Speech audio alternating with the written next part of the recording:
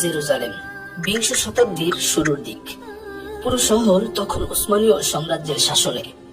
রাস্তার ধুলোয় ভেসে আসে আজানের সুর, বাজারে ভেসে বেড়ায় ঐতিহ্যের গন্ধ, আর দূরে সোনালী গম্বুজে ঝলমল করে বাইতুল মুকাদ্দাসের হৃদয়। আর তা হলো ডোম অব দ্য রক। গম্বুজের চারপাশে দাঁড়িয়ে আছে সিপসিপে দেহের ওসমানীয় সৈন্যরা, তাদের চোখে সতর্কতা, বুকে টান টান গর্ব। এটি শুধু একটি স্থাপনা নয়, এটি উম্মাহর সম্মানের প্রতীক।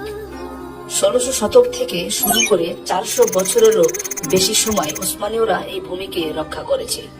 সুলতান সেলিম প্রথম থেকে শুরু করে সুলতান আব্দুল হামিদ দ্বিতীয় পর্যন্ত। পশ্চিমা বিশ্বের শক্তি যখন ধীরে ধীরে মধ্যপ্রাচ্যের দিকে এগোচ্ছিল, তখনও জেরুজালেমে ওসমানীয় পতাকা গর্বের সাথে উঠছিল। কিন্তু ১৯১৪ সালে শুরু হওয়া প্রথম বিশ্বযুদ্ধ বদলে দিল সবকিছু। ব্রিটিশ বাহিনী প্যালেস্তাইনের দিকে অগ্রসর হয়।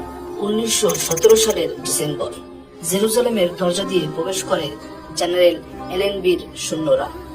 ৪০০ বছরের ওসমানীয় শাসনের অবসান ঘটে। সেই দিনগুলোতে এই পবিত্র ভূমি পাহারা দিচ্ছিল এক সাম্রাজ্যের শেষ শক্তিমান প্রহরীরা।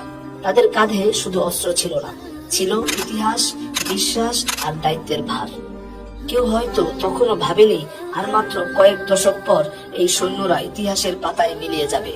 কিন্তু গম্বুজের সোনালী রং তখনও সূর্যের আলোয় ঝলমল করবে, চুপচাপ তাদের গল্প বলবে, একদিন আমিও ছিলাম ওসমানীয়দের পাহারায়।